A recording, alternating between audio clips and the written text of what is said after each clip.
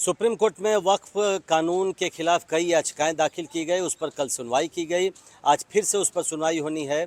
हमारे साथ हैं वक्फ को लेकर जो जेपीसी बनाई गई थी उसके चेयरमैन जगदम्बिका पाल। उनसे हम पूछते हैं जो सुप्रीम कोर्ट में ने कल कई अहम सवाल खड़े किए हैं। पाल साहब, ये बताइए, कल आपने देखा होगा कोर्ट में सुनवाई के दौरान 3 बड़े सवाल कोर्ट ने पूछे हैं। मैं बारी बारी से वो पूछता हूँ। पहला सवाल कि उन्होंने कहा कि क्या जो वक्फ बोर्ड में जो गैर मुसलमानों की एंट्री का जो मामला है, उन्होंने पूछा कि क्या हिंदुओं के किसी ट्रस्ट में मुसलमानों को रखा जाएगा। तो ये इस बिंदु पर कोर्ट ने सवाल पूछा, क्या जवाब देंगे? नहीं, इस पे काफ़ी विस्तार से हमारे जेपीसी में चर्चा हुई थी और इसमें एक दो नहीं, कम से कम समय समय पे सुप्रीम कोर्ट और हाई कोर्ट के कई फैसले आ चुके हैं। एक रामराज फाउंडेशन बनाम यूनियन ऑफ इंडिया जी। 2010 में कि सुप्रीम कोर्ट ने कहा था कि वक्फ बोर्ड एक कानूनी प्रबंधन निकाय है, न कि धार्मिक संस्था है।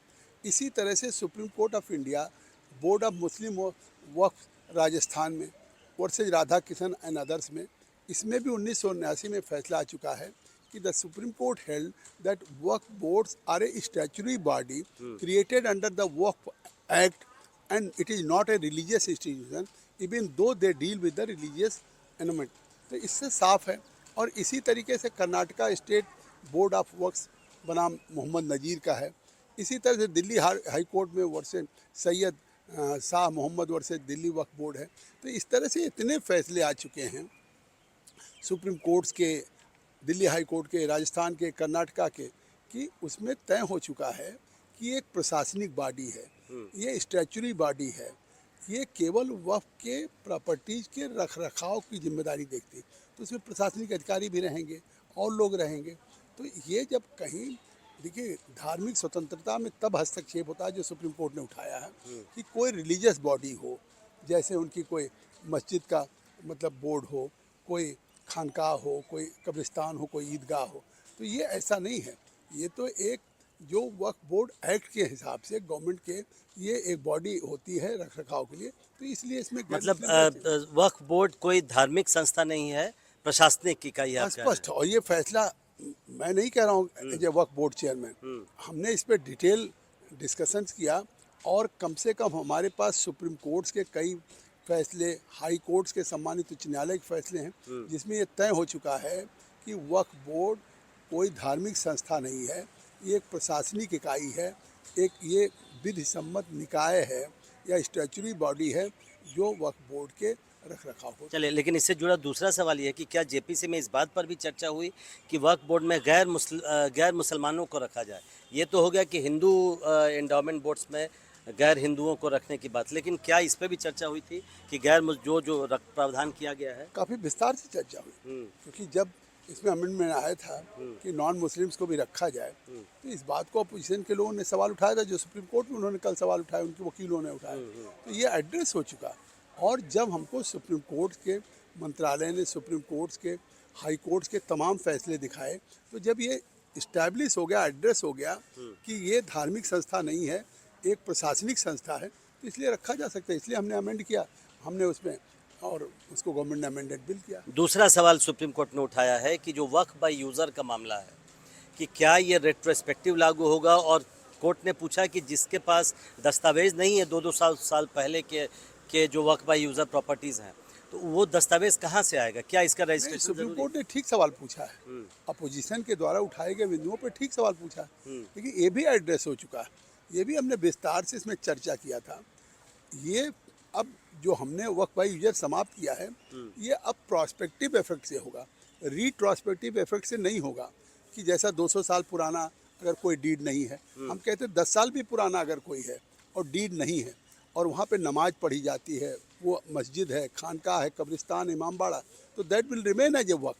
तो ये जो हमारा बिल है, इसको अगर आप देखिए तो ये बिल में ये है कि अब जो वक्फ किया जाएगा उसका रजिस्ट्रेशन होगा और भारत सरकार के वामसी पोर्टल पे, मंत्रालय पे उसका अपलोड किया जाएगा। कम से कम अब तो हर चीज़ डिजिटलाइजेशन हो गया, हर चीज़ लिखने पढ़ने को हो गई। एक ज़माने में मौखिक और हो जाता था, लेकिन अब जब हर प्रॉपर्टी का आप बैनामा कराते हैं, आप जाते हैं रजिस्ट्री में डीड करने, तो वक्त का भी अब होना चाहिए। तो ये हमने भविष्य में प्रोस्पेक्टिव किया है। मतलब ये पुराने जो वक्फ संपत्तियां हैं, वक्फ बाय यूजर संपत्तियां, उस पर लागू नहीं होगा। बिल्कुल, तो उसी बिल्कुल। के साथ जुड़ा हुआ एक सवाल है कि क्या, लेकिन कोर्ट तो कह रहा है कि उनको उसका रजिस्ट्रेशन तो करवाना ज़रूरी होगा, और रजिस्ट्रेशन करवाना ज़रूरी होगा तो फिर दस्तावेज की ज़रूरत पड़ेगी। नहीं, कोई ज़रूरत नहीं। अच्छा। ये भी क्लियर है कि अब जब ये एक्ट पास हो गया तो इसके 6 महीने में चाहे डीड हो या ना हो, उनको एक सिंपल अपना अपलोड करना होगा वामसी पोर्टल में कि ये हमारी मस्जिद है, इसकी डीड नहीं है, लेकिन इस पर सैकड़ों साल से, 50 साल से, 30 साल से अच्छा। यहाँ पे नमाज होती है। अच्छा। कहीं डीड का प्राविधान नहीं। बिल तो देखें जो कपिल सिब्बल साहब और अभिषेक मनी सिंघिया जिन लोगों ने उठाया है, मुझसे डिस्कस कर ले, वो तो बड़े वकील हैं। लेकिन कहाँ, ये तो सुप्रीम कोर्ट में जो सवाल उठा रहे हैं वो तो बिल के इतर उठा रहे हैं। बिल पढ़ लें तो शायद कोई सवाल विपक्ष के वकील उठा ही नहीं सकते हैं। तीसरा सवाल ये है कि कलेक्टर की जो भूमिका है, कोर्ट ने कहा कि कल इन्हीं तीनों बिंदु पर कोर्ट ने कहा कि वो अंतरिम आदेश देना चाहते हैं। कलेक्टर की भूमिका पर वो कोर्ट चाहता है कि अभी वो वेरीफाई करें, लेकिन वो कोई आदेश नहीं दें। कलेक्टर की भूमिका को भी लेकर बहुत सवाल उठ रहे हैं। ये तो विपक्ष के वकीलों ने बात कही है, लेकिन बिल में क्या है? ये पहले यही था, जब 8 अगस्त को गवर्नमेंट इस बिल को लेकर के आई थी, तब ये था कि अगर कोई डिस्प्यूट होगा किसी वक्त की प्रॉपर्टी में और गवर्नमेंट प्रॉपर्टी में, तो कलेक्टर उसको इंक्वायर करेगा, फैसला करेगा। लेकिन अब हमने जो जेपीसी की रिपोर्ट में दिया और अब सरकार ने जो अमेंड किया है, तो अब अमेंडेड बिल में जो पास हो चुका है, लॉ ऑफ द लैंड बन चुका है, उसमें यह है कि अगर कोई डिस्प्यूट होगा सरकारी ज़मीन में और वक्त में, तो अब कलेक्टर नहीं डिसाइड करेगा। अब उससे ऊपर कमिश्नर या राज्य का सेक्रेटरी लेवल पे करेगा, सीनियर अधिकारी जो पार्टी नहीं है ज़िले में। तो अब ये कैसे गुमराह कर रहे हैं कपिल सिब्बल जी, अभिषेक मनी सिंघी जी या उनके वकील लोग, ये तो गुमराह कर रहे हैं कोर्ट को। नहीं, वक्फ बाय यूज़र पे एक सवाल और भी है कि अगर उसको अगर रजिस्ट्रेशन उसका ज़रूरत नहीं पड़ता है, वक्फ बाय यूज़र को लेके कल एक और भी सवाल उठाया गया था। मैं एक और सवाल, मुर्शिदाबाद में हिंसा हो रही है, बंगाल में हिंसा, और इसके लिए किसको जिम्मेदार मानते हैं आप? क्योंकि वो तो लगातार हो रही है, और भी क्षेत्रों में हिंसा बढ़ गई है। अगर किसी राज्य में हिंसा होगी और लोगों को सुरक्षा करने की गारंटी लॉ एंड ऑर्डर की राज्य सरकार की होती है, तो साफ है कि अगर मुर्शिदाबाद जल रहा है, दुकानें लूटी जा रही हैं, घरों में से खींच के पिता पुत्र को मार दिया जा रहा है, बड़ी संख्या में वहाँ हिंदू नाव पे बैठ करके पलायन करके दूसरे जिले मालदा में जा रहा है, तो ये तो 1947 का मंजर हो रहा है। तो इससे साफ है कि स्टेट गवर्नमेंट उन पीड़ितों को रक्षा करने के बजाय, वहाँ उन परिवारों को जाने के बजाय, अगर इमाम से और मौलानाओं से कोलकाता में मिल रही हैं, तो ये तो स्टेट स्पॉन्सर्ड वायलेंस हो रहा है, राज्य के प्रोटेक्शन में हो रहा है। इसके लिए ममता बनर्जी जिम्मेदार हैं। और जिस तरह की परिस्थितियाँ वहाँ पैदा हो गई 1947 जैसी, वहाँ तो राष्ट्रपति शासन लगना चाहिए। एक आखिरी सवाल चलते चलते, जो मैंने वक्फ बाय यूज़र का कहा, कल भी ये मामला उठाया गया कि जो डिस्प्यूटेड है या गवर्नमेंट प्रॉपर्टी है वक्फ बाय यूज़र वाला, तो वो तो लेकिन वो नहीं रहेगा। तो ये विपक्षी पार्टियां कह रही हैं कि कई प्रॉपर्टी ऐसी है जो डिस्प्यूटेड है या गवर्नमेंट लैंड पे। तो जो डिस्प्यूटेड होगा उसकी इंक्वायरी होगी, क्योंकि अगर 123 प्रॉपर्टी ऐसी दिल्ली में है जिसको 1911 में ब्रिटिशर्स ने उसको एक्वायर किया और 1970 में दिल्ली वक्फ बोर्ड ने कहा कि ये हमारी है, तो इतना बड़ा डिस्प्यूट कि अगर अंग्रेज़ों ने यहाँ राजधानी बनाने के लिए कोलकाता से पैसा दे के किसान से ले लिया और 58 साल बाद जा कर के वक्फ बोर्ड कहते हमारी है, तो ये डिस्प्यूट तो एड्रेस होगा। तो अब इस डिस्प्यूट में अभी तक तो ट्रिब्यूनल का कोर्ट ही फाइनल था, हमने तो अमेंड किया है, हाई कोर्ट और सुप्रीम कोर्ट को में अब अपील में जा सकते हैं। जैसे सिविल राइट में अगर आपकी ज़मीन का कोई मामला हो तो आप एग्रीव्ड हैं, अगर आपको नीचे की अदालत से नहीं मिला, अगर वक्फ बोर्ड के ट्रिब्यूनल से नहीं मिला, तो हाई कोर्ट सुप्रीम कोर्ट आपको जाने का अख्तियार क्यों न रहे। अगर दूसरा आदमी आम प्रॉपर्टी में कहीं डिस्प्यूट होगा सुप्रीम कोर्ट तक जा सकता है। तो हमने ये किया, हमने तो जस्टिस सच्चर की जो 2006 की रिपोर्ट है, ये सरकार जो लाई है अमेंडमेंट, जस्टिस सच्चर की रिकमेंडेशंस पे लाई है कि मुसलमानों की स्थिति पसमानदा की SC ST से बदतर है। तो ये काम कांग्रेस यूपीए ने किया नहीं।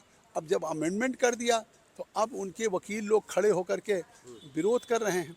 तो आखिर आज तो जो अमेंड हुआ है इससे गरीब मुसलमान को, पसमानदा मुसलमान को फ़ायदा होगा। वो वक्फ बोर्ड में वो उनका रिप्रेजेंटेशन होगा जो आज तक अभी बैकवर्ड का, पसमानदा का नहीं था।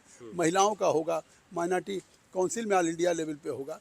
तो ये तो इतना ट्रांसपेरेंट, इतना गरीबों पसमानदा के लिए लाभप्रद है कि जो वाकिफ़ का इंटेंशन था कि बच्चे के लिए, अनाथ के लिए, विधवाओं के लिए, महिलाओं के लिए, पसमानदा, उसके लिए फ़ायदा होगा। बहुत बहुत शुक्रिया। तो अभी तो बहस शुरू हुई है, ये और इंटेंस होगा, ये और बहस इस पर जारी रहेगी और तेज़ होगी बहस। और जो सवाल उठाए हैं सुप्रीम कोर्ट ने उन सब का बिल्कुल विस्तार से जवाब दिया जगदम्बिका पाल ने। और उन्होंने एक बात बिल्कुल साफ कही कि जो वक्फ बाय यूज़र जिसका कोई दस्तावेज नहीं है, चाहे वो कितना साल पुराना भी वक्फ संपत्ति है, वो कितनी साल पुरानी भी, लेकिन अगर उसका दस्तावेज नहीं है तो उसको रजिस्ट्रेशन की ज़रूरत नहीं है। उसे केवल वामसी पोर्टल पर इस बात की जानकारी देनी होगी और उस संपत्ति के बारे में जो जानकारी है वही देनी होगी। तो आज फिर से सुनवाई होनी है और उसमें फिर अब देखना है सरकार की ओर से क्या कहा जाता है और फिर सुप्रीम कोर्ट इस पर क्या आगे निर्णय लेता है। नई दिल्ली से प्रशांत, एनडीटीवी इंडिया।